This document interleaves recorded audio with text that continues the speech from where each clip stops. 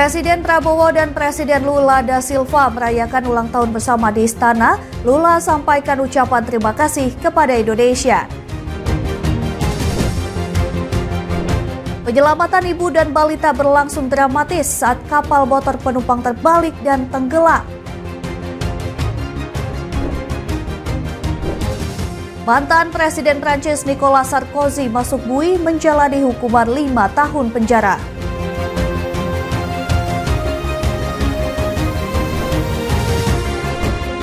Halo pemirsa setia Berita Nasional TV, senang sekali Berita Nasional Petang kembali hadir menyapa Anda.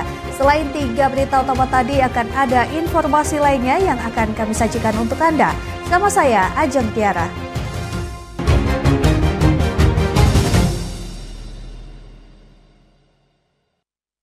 Kita awali dengan informasi yang pertama. Pemirsa, Presiden Indonesia Prabowo Subianto menekankan penguatan hubungan bilateral dan komitmen untuk mempercepat kerjasama ekonomi antara Indonesia dan Brazil. Hal tersebut disampaikan dalam pertemuan bilateral dengan Presiden Luiz Inácio Lula da Silva di Istana Merdeka, Jakarta. Presiden Indonesia Prabowo Subianto melakukan pertemuan bilateral dengan Presiden Republik Federasi Brazil Luiz Inácio Lula da Silva di Istana Merdeka, Jakarta pada Kamis 23 Oktober 2025. Pertemuan tersebut merupakan bagian dari rangkaian kunjungan kenegaraan Presiden Lula da Silva ke Indonesia dan menjadi momentum penting untuk mempererat kemitraan strategis antara kedua negara. Dalam sambutannya, Presiden Prabowo menyampaikan kehormatan atas kunjungan Presiden Lula da Silva beserta Ibu Negara Janja Lula da Silva dan delegasi Brazil ke Jakarta. Kepala negara juga mengapresiasi penerimaan hangat saat kunjungannya ke Brasilia pada Juli lalu. Presiden Prabowo menekankan kunjungan kenegaraan kedua pemimpin menjadi bukti semakin eratnya hubungan persahabatan antara Indonesia dan Brazil. Hubungan tersebut perlu terus diperkuat melalui kerjasama konkret di berbagai bidang yang saling menguntungkan bagi rakyat kedua negara. Saya senang melihat kemajuan hubungan bilateral kita, khususnya di bidang ekonomi. Kita terus merencanakan dialog ke arah pembentukan Indonesia Mercosur Comprehensive Economic Partnership Agreement. Saya yakin bahwa ini akan mempererat hubungan kita dan akan membuat kedua ekonomi kita dan ekonomi seluruh Amerika Latin berkembang dengan pesat. Media meninggalkan ruangan. Dalam pertemuan bilateral tersebut, kedua negara menandatangani 4 persetujuan penting sebagai bukti nyata kemajuan hubungan dalam waktu singkat. Presiden Prabowo juga mengumumkan rencana untuk memasukkan bahasa Portugis sebagai salah satu prioritas dalam sistem pendidikan Indonesia sebagai bentuk penghargaan terhadap Brazil. Tim Liputan Berita Nasional TV.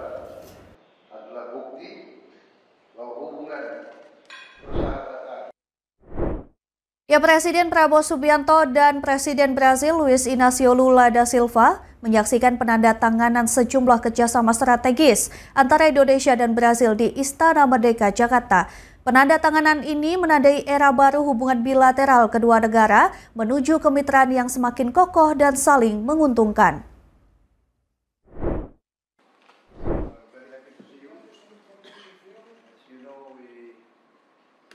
Presiden Indonesia Prabowo Subianto dan Presiden Republik Federasi Brazil Luiz Inácio Lula da Silva menyaksikan penandatanganan dan pertukaran sejumlah memorandum saling pengertian serta nota kesepahaman antara kedua negara di Istana Merdeka, Jakarta.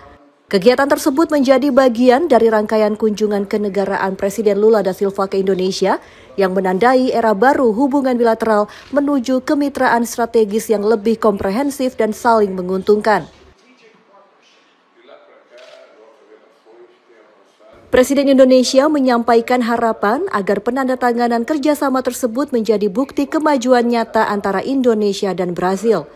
Kepala negara menegaskan dalam waktu singkat sejak pertemuan terakhir, kedua pihak telah mampu menghasilkan langkah kerjasama yang signifikan dan berpeluang untuk terus dikembangkan di masa mendatang.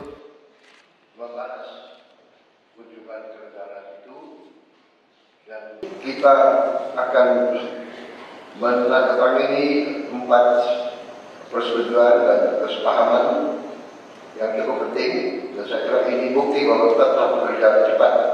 Terakhir pertemuan saya dengan Yang Mulia bulan Juli, sekarang Oktober, Agustus, September, dari 2 bulan kita sudah menghasil kemajuan yang besar. Sejumlah kerjasama ditandatangani meliputi bidang energi dan pertambangan, sains dan teknologi, pertanian dan karantina, hingga statistik nasional. Kerjasama tersebut diharapkan bisa memperluas transfer pengetahuan dan teknologi antar kelembagaan, serta memperkuat fondasi pembangunan antara Indonesia dan Brasil. Kami persilakan kembali ke tempat.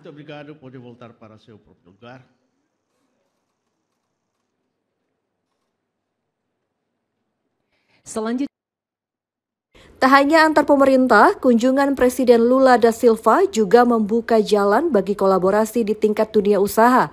Sejumlah memorandum antar pelaku bisnis kedua negara ditandatangani dalam bidang investasi, energi, dan perdagangan. Penandatanganan tersebut menegaskan komitmen kedua negara untuk memperkuat hubungan ekonomi dan mendorong kerjasama strategis yang berkelanjutan.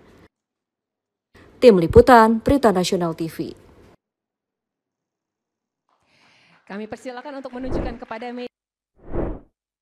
Pemirsa, Indonesia dan Brasil sepakat memperkuat kerjasama strategis di berbagai bidang, mulai dari energi hingga pertahanan.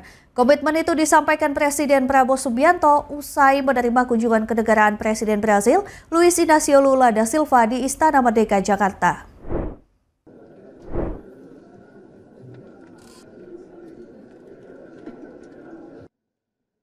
Presiden Indonesia Prabowo Subianto menyampaikan bahwa Indonesia dan Brasil sepakat memperkuat kerjasama strategis di berbagai bidang, termasuk perdagangan, energi, pertahanan, serta ilmu pengetahuan dan teknologi. Hal tersebut disampaikan Presiden Prabowo dalam keterangan pers bersama Presiden Republik Federasi Brasil, Luiz Inácio Lula da Silva di Istana Merdeka, Jakarta. Pertemuan bilateral kedua pemimpin negara berlangsung intensif dan produktif, menandai komitmen Indonesia dan Brasil untuk terus mempererat hubungan sebagai kekuatan ekonomi baru di kawasan global selatan. Kerjasama akan terus dikembangkan dalam berbagai sektor, mulai dari perdagangan, teknologi, pertanian, hingga pertahanan.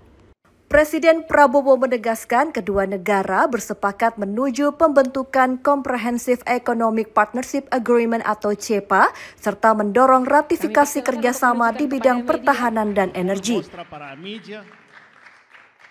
Kepala negara menyebut kerjasama antara PLN dan pihak swasta Brasil di bidang energi menjadi langkah nyata untuk memperkuat hubungan ekonomi kedua negara. Secara garis besar, kita sepakat ingin menuju suatu perjanjian kemitraan ekonomi komprehensif CEPA yang kita sudah wujudkan dengan Uni Eropa dan dengan Kanada, dan kita dapat dukungan dari Brasil karena Brasil sekarang adalah presiden dari Mercosur. Kita harap dukungan terus. Jadi di banyak bidang kita melihat sinergi yang sangat komplementer, saling mendukung. Dukungan dari Brasil. Dalam konteks hubungan internasional, Indonesia dan Brasil memiliki sikap sejalan terhadap berbagai isu global, termasuk dukungan pada perdamaian dunia dan kerjasama multilateral. Presiden Prabowo juga menyampaikan dukungan penuh Indonesia terhadap kepemimpinan Brasil dalam konferensi perubahan iklim COP30 yang akan digelar di Brasil. Dari Jakarta, Ajeng Tiara, Galuh Anggara, Berita Nasional TV. Kemudian Ada yang menarik pemirsa, Presiden Prabowo Subianto dan Presiden Brazil Luiz Inácio Lula da Silva merayakan ulang tahun bersama di Istana Kepresidenan Jakarta. Momen keakraban kedua pemimpin negara tersebut diunggah langsung melalui akun Instagram resmi Presiden Lula. Presiden Indonesia Prabowo Subianto dan Presiden Brasil Luiz Inácio Lula da Silva merayakan ulang tahun bersama di Kompleks Istana Kepresidenan Jakarta Kamis malam 23 Oktober 2025. Mereka berdiri berdampingan di depan kue coklat dan bersama-sama meniup lilin diiringi lagu Selamat Ulang Tahun. Momen kebersamaan tersebut diunggah melalui akun Instagram resmi Presiden Lula @lulaofficial.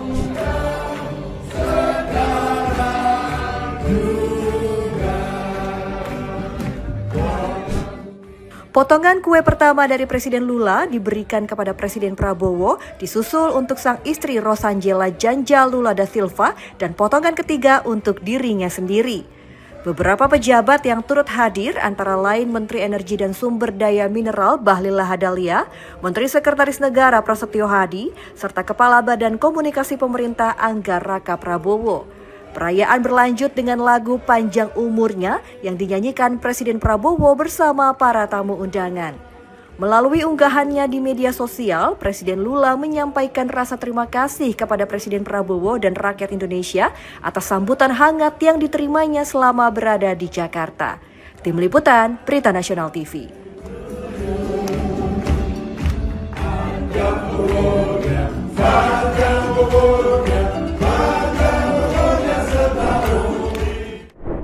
Ya, sementara itu Wakil Presiden Indonesia Gibran Rakabuming Raka berdialog dengan para nelayan di atas perahu nelayan Desa Citemu, Kecamatan Mundu, Kabupaten Cirebon, Jawa Barat. Di sini para nelayan menyampaikan sejumlah keluhan, diantaranya jerat hutang nelayan kepada bakul atau tengkulak. Wakil Presiden Indonesia Gibran Rakabuming Raka belusukan ke kampung nelayan Desa Citemu, Kecamatan Mundu, Kabupaten Cirebon, Jawa Barat pada Kamis sore 23 Oktober 2025. Kedatangan Gibran disambut antusias warga. Di sini Gibran berdialog dengan para nelayan di atas perahu nelayan. Di momen ini para nelayan yang sebagian besar merupakan nelayan rajungan menyampaikan sejumlah keluhan. Ada 2 poin keluhan yang paling menonjol disampaikan para nelayan, yaitu harga rajungan yang dinilai rendah dan merugikan para nelayan, dan jeratan hutang para nelayan kepada bakul atau tengkulak. Cicilan pembayaran hutang dinilai memberatkan. Dari kedua masalah ini, nelayan berharap ada standar harga rajungan sehingga para nelayan mendapatkan keuntungan dan nelayan mendapatkan pinjaman koperasi atau perbankan dengan cicilan yang disesuaikan kemampuan para nelayan. Harapan kami dari nelayan itu ada standarisasi harga rajungan gitu. Standarisasi harga rajungan seperti gabah gitu, ada standarisasinya agar kami itu tidak mudah terpermainkan oleh oknum-oknum tertentu gitu. Harapan kami ada regulasi seperti di petani, ada ketika panen bisa bayar pas panen. Jadi 4 bulan tidak nyicil tapi pas panen langsung bayar. Harapan kita adanya regulasi dan janji Pak Menteri sepulang dari Cirebon, beliau akan langsung mengkonfirmasikan dengan Menteri Koperasi. Wapres Gibran menanggapi keluhan para nelayan dan berjanji akan melakukan pembahasan kepada pihak terkait agar mendapatkan solusi meringankan beban para nelayan. Dari Cirebon, Jawa Barat, Ardika, Berita Nasional TV.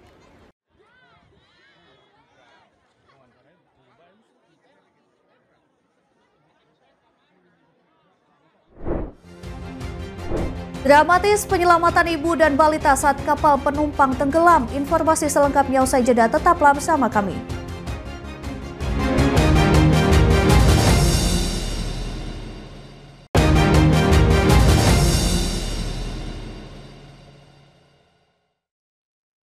Anda kembali menyaksikan Berita Nasional Petang. Pemirsa, sebuah kapal motor penumpang antar pulau terbalik hingga tenggelam di Banda Maluku Tengah, Maluku. Detik-detik kapal tenggelam direkam warga, mulai kapal mengalami kemiringan hingga terbalik. Penyelamatan ibu dan balita penumpang kapal berlangsung dramatis. Kecelakaan laut terjadi di Banda Maluku Tengah, Maluku pada Kamis sore 23 Oktober 2025 waktu setempat. Sebuah kapal motor penumpang antar pulau terbalik dan tenggelam di area pelabuhan Banda Neira. Saat kejadian, kapal mengalami kemiringan hingga terbalik dan menimpa para penumpang. Warga histeris, seorang ibu dan balitanya jadi korban. Kedua korban berhasil dievakuasi. Berdasarkan data Polsek Banda, peristiwa ini terjadi saat sejumlah penumpang kapal motor Sangiang turun dan hendak menyeberang menuju desa Waling Spacinbi menggunakan kapal tersebut. Saat penumpang di dek atas perahu, jumlahnya terlalu banyak membuat perahu tidak seimbang hingga akhirnya terbalik di perairan depan pelabuhan. Usai kejadian, kapal motor dievakuasi ke pantai dan dibawa menuju desa Waling Spacinbi, Kecamatan Banda. Dari Maluku, Edwan, Berita Nasional TV.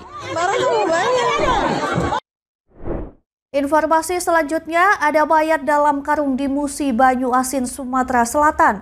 Penemuan sesosok jasad membuat heboh warga setempat. Saat ditemukan jenazah dalam kondisi mengenaskan, diduga mayat tersebut korban pembunuhan.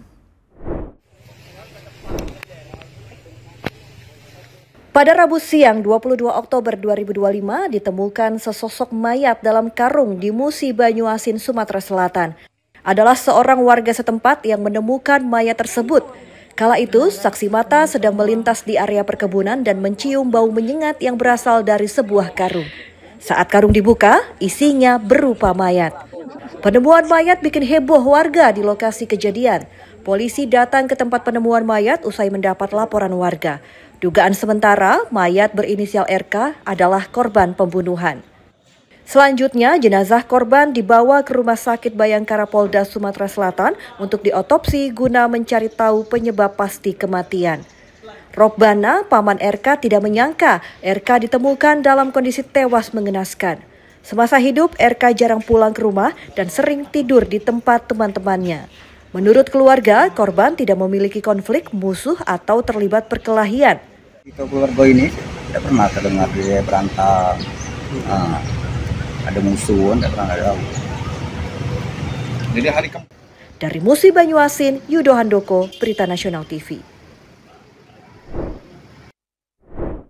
Pemirsa, sindikat penjualan bayi melalui aplikasi media sosial di Palembang terbongkar. Dari kicauan pelaku diketahui bayi berusia 5 hari dijual seharga 25 juta rupiah. Direktorat Kriminal Umum Polda Sumatera Selatan mengungkap kasus tindak pidana perdagangan orang atau TPPO berupa penjualan bayi. Jual beli bayi baru lahir ini terjadi di wilayah Kota Palembang. Awalnya, Yudi Surya Pratama, bapak kandung korban, memposting korban di media sosial dengan keterangan adopsi anak. Bayi dijual seharga 25 juta rupiah. Dalam kasus ini, polisi menetapkan 4 tersangka karena diduga menikmati hasil penjualan bayi. Modus pelaku, orang tua bayi berkomunikasi dengan pasangan yang akan membeli bayi hingga terjadi kesepakatan harga. Mengamankan dan menangkap 4 orang pelaku yang diduga melakukan tindak pidana perdagangan anak bayi yang baru dilahirkan di TKP salah satu rumah sakit yang ada di Kota Palembang. Pengakuan ayah kandung korban, aksi jual beli bayi dilakukan lantaran terbentur masalah ekonomi. Persalinan dan kelahiran bayi tersebut di Kota Palembang. Dengan iming-iming setelah itu bayi tersebut akan dijual sebesar 25 juta dan akan diberikan kepada orang tua bayi sebesar 8 juta rupiah. Dari Palembang, Yudo Handoko, Berita Nasional TV. Baru bekerja selama 1 minggu, seorang asisten rumah tangga di Kabupaten Bekasi, Jawa Barat mencuri uang tunai rekannya sesama ART yang bekerja di tempat yang sama. Aksi maling ART tersebut rekam kamera pengintai CCTV. Ini dia rekaman kamera pengintai CCTV di perumahan Sukatani, Kabupaten Bekasi, Jawa Barat, memperlihatkan aksi maling seorang asisten rumah tangga atau ART. Nampak seorang perempuan tergesa-gesa keluar rumah membawa sebuah koper. Di ujung gang, perempuan tersebut dijemput seseorang menggunakan sepeda motor, keduanya tancap gas. ART ini sukses mengambil uang tunai milik rekannya sesama ART bekerja di tempat yang sama. Menurut korban, peristiwa kemalingan terjadi saat tidur Kamis dini hari 23 Oktober 2025. Ketika terjaga, korban mendapati barang di kamar dalam kondisi berantakan dan kehilangan uang senilai 2,8 juta rupiah. Ditilik-tilik, pelaku baru bekerja selama 1 minggu dan menunjukkan gelagat mencurigakan. Salah satunya mengikuti korban menyimpan uang. Kok bisa pas cek CCTV, ya udah kabur. Itu yang kabur siapa itu, Bu? Mbak yang baru. Mbak yang baru, pembantu atau gimana? Iya, pembantu ART. Baru seminggu. Iya. Itu bawa kabur apa itu, Bu? Uang, terus ya uang saya 2,8. Udah. Polisi menerima laporan melakukan penyelidikan dan memburu pelaku. Berdasarkan rekaman CCTV, polisi mengantongi identitas pelaku. Terutama CCTV yang ada di TKP. Dan itu berapa orang sih pelaku? Ya saat ini masih 1 orang doang. Itu yang kita duga merupakan asisten rumah tangga dari korban sendiri. Dari Bekasi, Muhammad Ridwan, Berita Nasional TV. Pemirsa, jangan kemana-mana, kami akan kembali usai jeda dengan informasi berita lainnya. Tetap saksikan Berita Nasional Petang.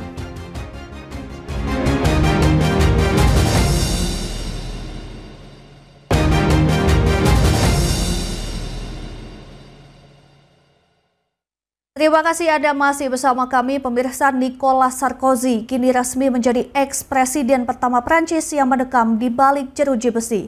Ia dijatuhi hukuman penjara selama 5 tahun buntut konspirasi dana kampanyenya yang diduga dibiayai Libya pada tahun 2007 silam.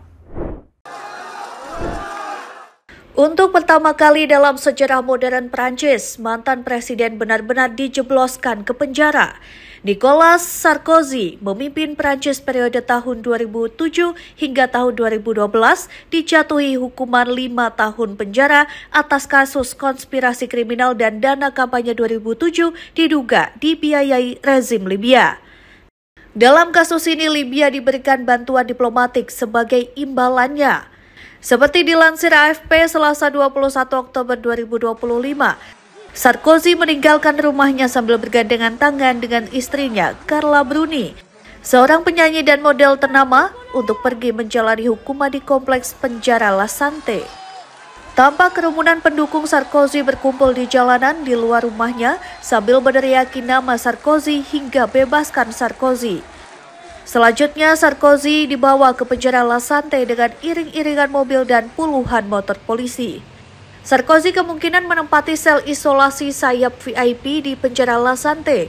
Sayap itu biasanya diperuntukkan bagi narapidana yang dianggap tidak cocok untuk dikurung bersama orang-orang umum lainnya. Hal ini didasari atas kekhawatiran akan keselamatan mereka. Mereka biasa menempati sayap VIP ini diantaranya politikus, mantan polisi, anggota organisasi sayap kanan, atau mereka yang terlibat kelompok teroris. Kasus ini membuka kembali bab gelap politik Prancis, di mana uang, kekuasaan, dan diplomasi bertemu di satu titik, yakni kampanye menuju kursi presiden. Melalui akun X pribadinya, Sarkozy bersikeras menyatakan dirinya tidak bersalah dan tidak pernah terlibat dalam skandal apapun. Namun, pengadilan berkata lain dan secara mencatat mantan presiden bisa masuk Hotel Prodeo.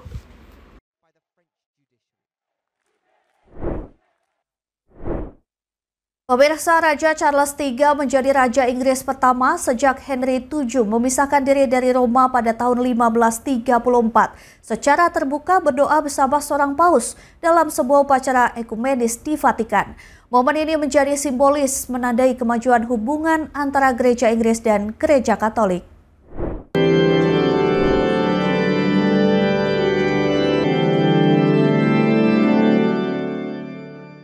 Pada Kamis 23 Oktober 2025 waktu setempat, di tengah megah lukisan langit-langit karya Michelangelo, terjadi sebuah peristiwa bersejarah.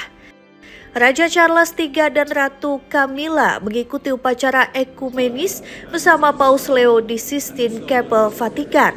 Upacara ini menjadi tonggak sejarah. untuk pertama kali sejak pemisahan gereja Inggris dari Roma pada abad ke-16, seorang raja Inggris berdoa secara terbuka dengan seorang paus.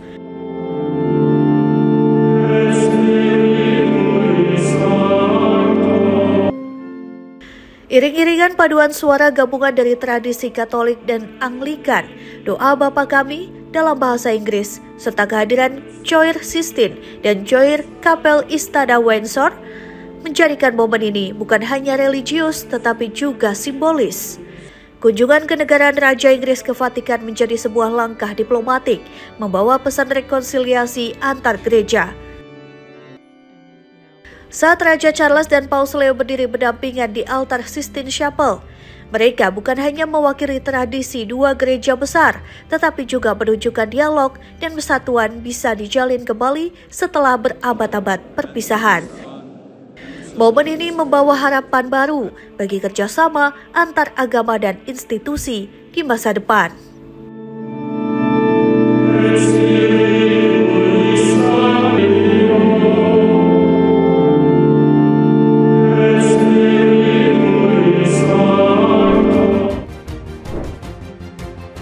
Pemirsa, informasi tadi sekaligus mengakhiri jumpa kita. Demikian berita nasional petang telah menemani Anda.